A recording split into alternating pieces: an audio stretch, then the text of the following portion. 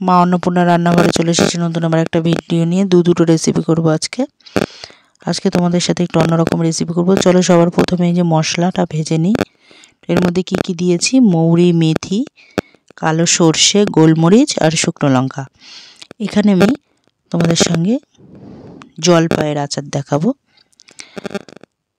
জলপাইয়ের আচারটা শেয়ার করব। তো জলপাইয়ের ঝাল, তেল ঝাল টক তো রয়েছেই ওর মধ্যে, তেল ঝাল টক এই তেল ঝাল টক আচার এখানে করব।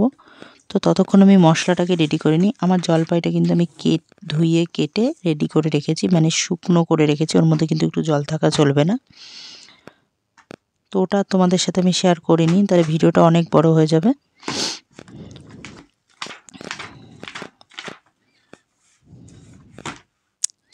মশলাটা একটু ভালো করে আমি ভেজে নেব শুকনো কড়াইতে।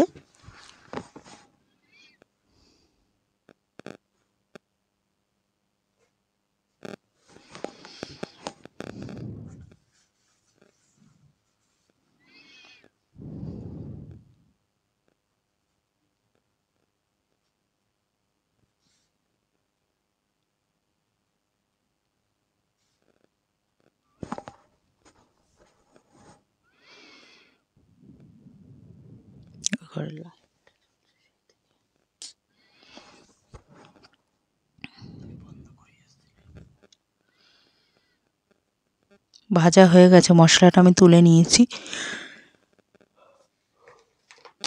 ঠান্ডা করতে দিয়ে দিয়েছি। ততক্ষণ আমি তেলটা বসিয়ে দিচ্ছি। তেলটা আমার গরম হোক। এর মধ্যে আমি একটু আদা কুচি দিয়ে দেব। আদাটাকে যে কুচিয়ে রেখেছি সেই আদাটা দিয়ে দিচ্ছি।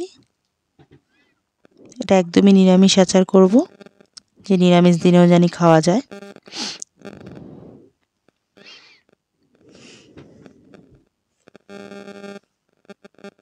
দেখতে পাচ্ছ আদাটাকে কি পর্যায়ে রেখেছি, মানে একদম গ্রেট করে দিইনি, কুচো করে দিয়েছি, মানে একটু মুখেও পড়ে খাওয়ার ইয়েতে।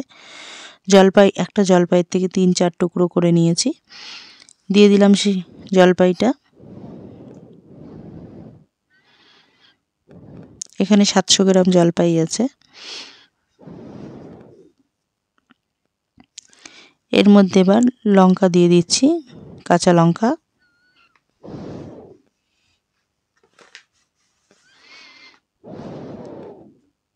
যেহেতু তেল ঝাল টক আচার, টক তো এর মধ্যেই রয়েছে জলপাইয়ের মধ্যেই, তো সেই জন্য লঙ্কার পরিমাণটা একটু বেশিই দিচ্ছি, ঝালের পরিমাণটা।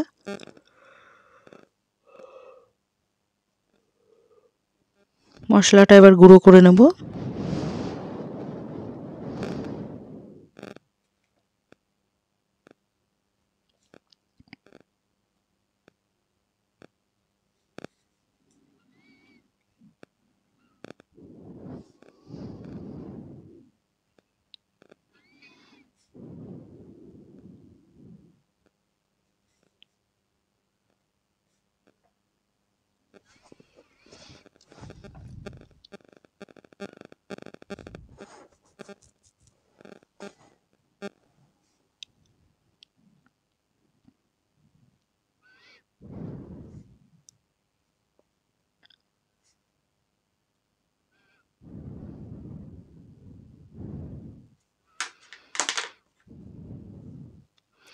যে মশলাটা ভেজে রেখেছি সে মশলাটা দিয়ে দিচ্ছি, কারণ আমার এখন তেলের মধ্যে যে আমি লঙ্কা আর জলপাইটা দিয়েছিলাম ওটা মোটামুটি অনেকটাই সেদ্ধ হয়ে গেছে তেলের উপরে যে ভাজা হয়েছে। এবার মশলাটা দিয়ে ভালো করে মিশিয়ে নেব,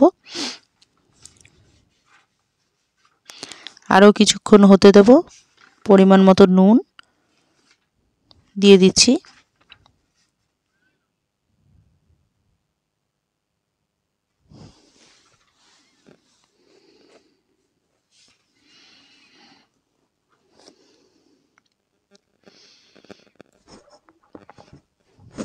হলুদ বিট নুন দিয়েছি, তারপরে হলুদ দিলাম।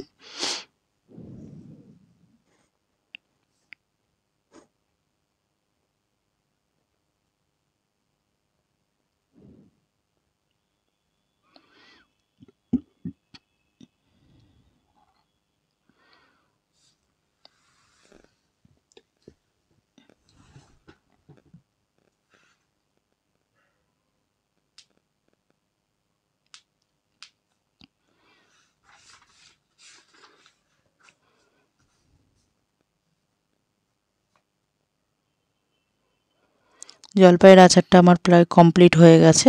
গ্যাসটা এখন বন্ধ করে দেবো, দিয়ে আর একটা আচার করব।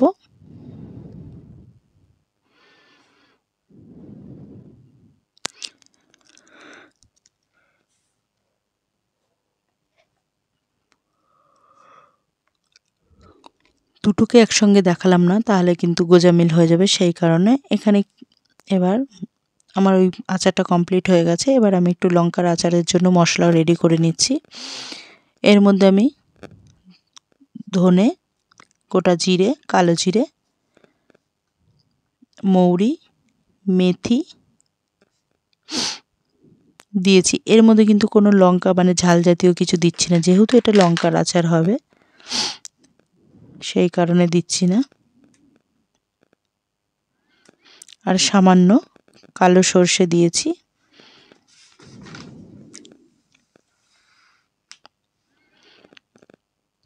ওটা 1 চামচ মতন দিলেই হবে, ছোট চামচ মানে হাফ চামচ, ওটা বেশি দেওয়ার দরকার নেই।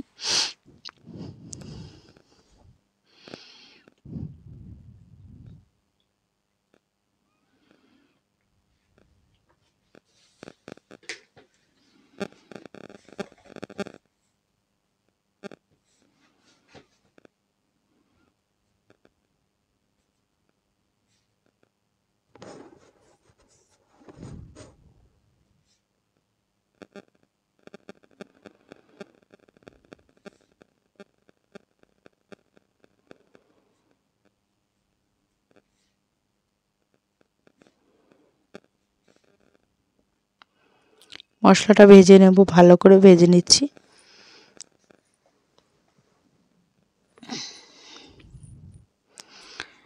এই মশলাটাকেও একইভাবে ঠান্ডা করতে দিতে হবে। আমার মশলাটা ভাজা হয়ে গেছে, এবার তুলে নেব একটা পাত্রে। একটু ঠান্ডা হোক ততক্ষণ আমি, এই যে দেখতে পাচ্ছ, এটা কিন্তু কোনো কাঁচা লঙ্কা না, আচারি লঙ্কা যেটাকে বলে, মানে এটা দিয়ে অ্যাকচুয়ালি আচারই ভালো হয়। লঙ্কাটা মাঝখান দিয়ে আমি একটু চিড়ে নিয়েছি, পুরোটা চিড়ে ফেলিনি। ওখানে 200 গ্রাম লঙ্কা আছে। মশলার তেলটা ঢোকার জন্য আর লেবুর রস নিয়ে নিয়েছি, কারণ এখানে ঝাল আর তেল ঝাল টক হবে। ঝাল তো মোটামুটি একটু লঙ্কায় আছে, খুব বেশি নাকি লঙ্কায় ঝাল হয় না শুনেছি, জানি না, আমি কখনো খাইনি, এই প্রথম করছি। তেল দিয়ে দিয়েছি।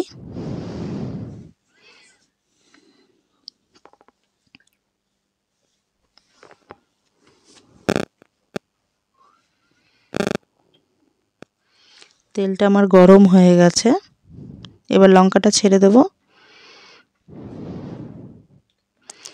এগুলোকে কিন্তু ধুয়ে ভালো করে শুকিয়ে নিতে হবে, একটু জল রাখা চলবে না, একটা শুকনো ন্যাকড়া দিয়ে মুছে।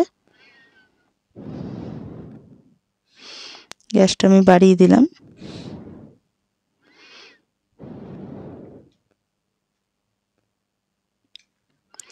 নুন দিয়ে দিলাম পরিমাণ মতো।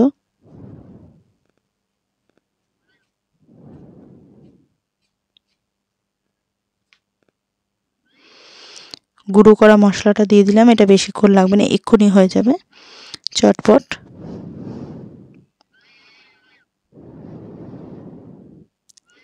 এই যে দেখো, আমার লঙ্কার আচারটা কিন্তু রেডি হয়ে গেছে।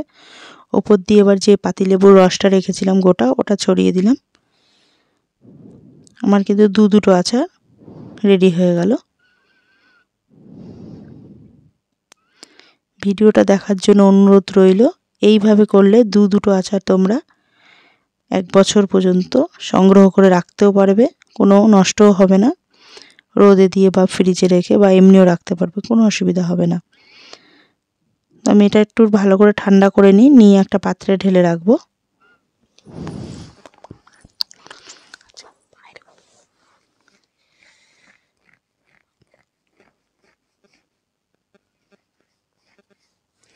আমার দুটো ভিডিও রেডি হয়ে গেছে, আচার